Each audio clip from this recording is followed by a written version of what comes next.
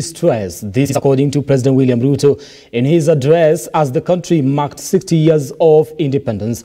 And as Ian Kitani now reports, Ruto attributed to the stabilization of the country's economy to policies implemented by his administration, while highlighting steps made in key sectors including education, agriculture and health. With the Kenya Kwanza administration and fire from the opposition regarding the deteriorating economy, President William Ruto now says the economy is on the right trajectory. The inflation rate, according to the head of state, is now down to 6.8%, up from 9.2%. However, the president admitted the savings to GDP is low, with millions still remaining unemployed. I can now confirm, without fear of any contradiction, that Kenya is safely out of the danger of debt distress and that our economy is on a stable footing. The economic indicators point to good news. Inflation is now 6.8%, down from a high of 9.2% a year ago.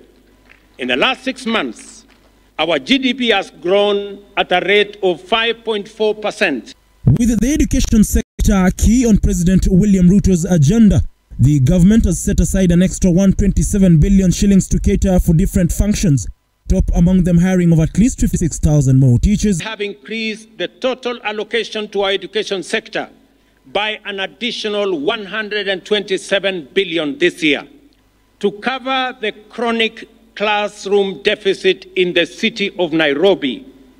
We have undertaken to build 3,500 additional classrooms in the city of Nairobi, with the first 1 billion allocated in this year's budget. Despite the court raising questions regarding the housing levy, President William Ruto highlighted the importance of the housing program, with over 100,000 youths having secured jobs under the program. Our housing program is fundamentally a massive, deliberate and systematic job creation mechanism. Apart from the thousands of direct employment opportunities in construction and associated services, the housing scheme directly supports the formal and informal manufacturing of materials. In his address during the Jamhuri celebrations, President Ruto also highlighted steps made in agriculture and health sectors, heaping praise on the new health acts as it seeks to ensure Kenyans can access affordable healthcare.